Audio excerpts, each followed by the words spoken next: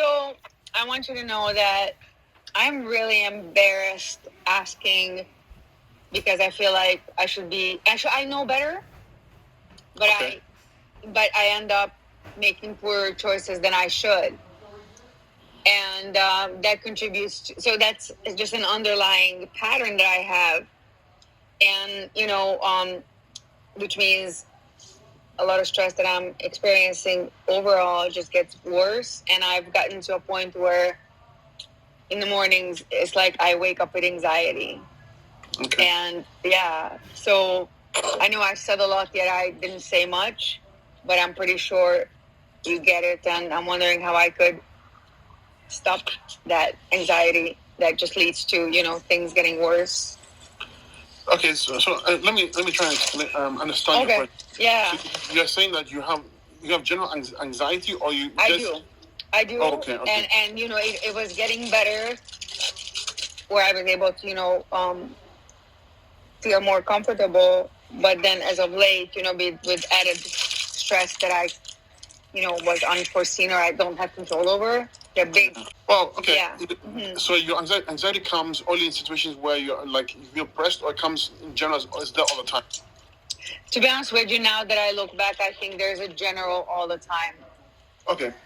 So I mean, as you know, I always tell you the spiritual and mental side. To me, exactly. That's far more important, than the actual physical. We don't see that way, but you are a physical manifestation of your thoughts. Exactly. Even before you're born, you essentially put yourself here with certain conditions, right? Yes. To go through them and build through them. But in general, when you have anxiety, you close your eyes. You hold on to the concept of I, the word I.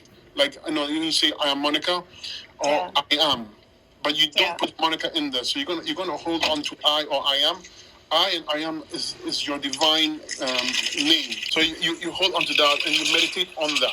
Yeah, and I guess where I'm struggling is, despite of me having done so much work on healing, it's almost like, as I'm sure this is the way it is, or this is what I'm having an awareness of, is that there are a lot of layers. Maybe not.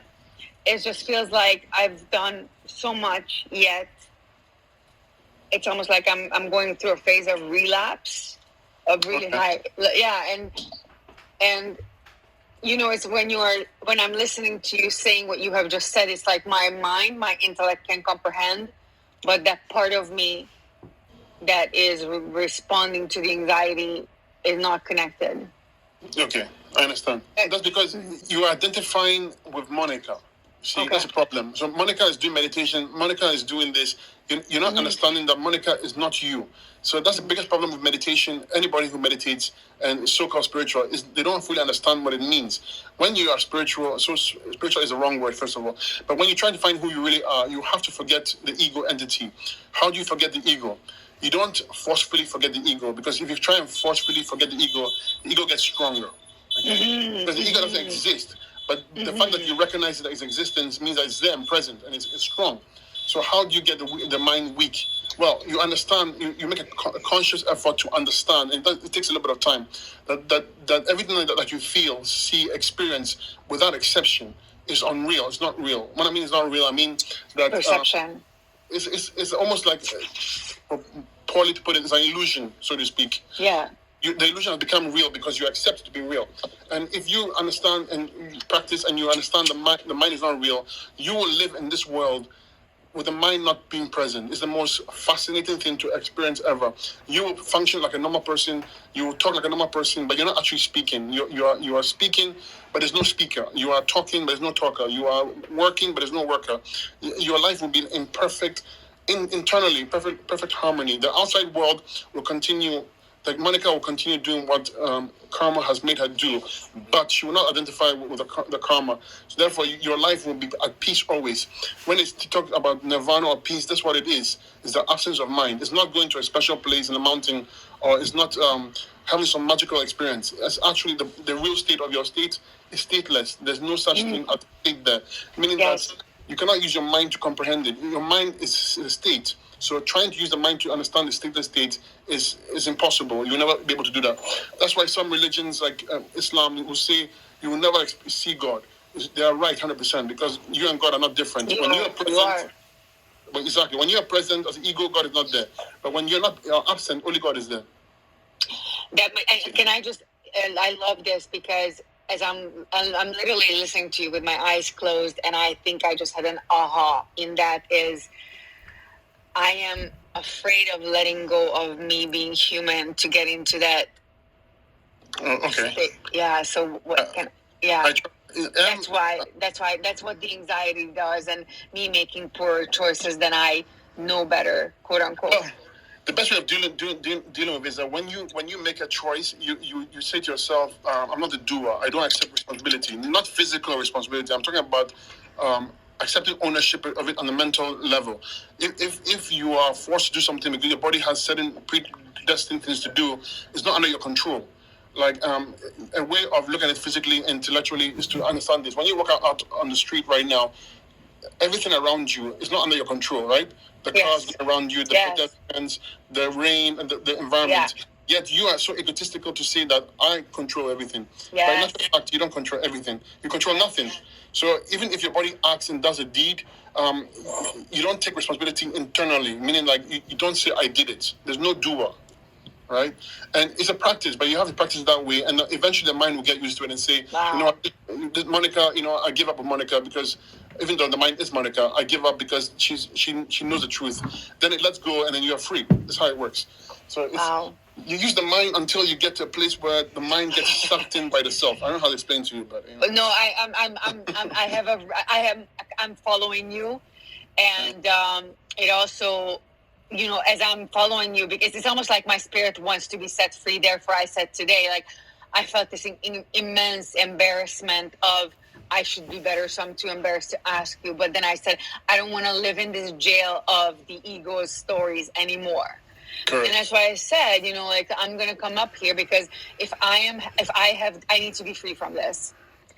And I also want to be that person that, hey, I want my exam. There's going to be somebody, at least one other person out there that needed to hear this. Yeah, absolutely. You did the right thing. But remember, you're already free. Like literally right now, free. You're not accepting it. That's it. Yeah. Right? It's called self-actualization or God realization. Yeah. Self-realization for a reason. Self-realization. That means you realize that you're the self. It requires no process. It requires no effort. In fact, effort will take you away from it. But in the beginning, you need effort to establish. It's a paradox. You cannot understand this, the infinite with the mind, put it that way, right? Yes. It's impossible. But that's pretty much it. But I think I gave you information to guide you the right direction. On the I am. I remember. Yes. And it's just...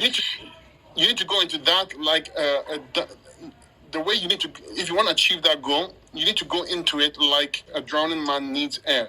That desperation of wanting to know yourself has to be present. Otherwise, you won't get it. Exactly. Because I would say about 50 million people, they say, on average, is on the path. But only 1 out of those 50 million will make it because they don't want it that bad. Yes. Right? So if you want it that bad, you get it. Yeah.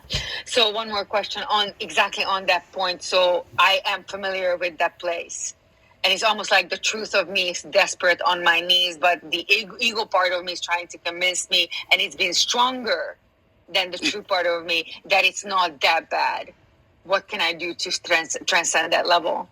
So you have to find a master or guru. I say that loosely, and then you surrender to the master or guru. When I say surrender, I mean spiritually, meaning that you are giving the person that physical manifestation of the self, somebody who knows themselves, and you surrender yourself to them. And whenever you have that thing come up to you, and you said, I surrender to my master, that sort of thing, and it makes it easier, and you let go. Like in my case, I never had a physical master, but I did have a spiritual master in that sense, and I was lucky enough not to need a physical master.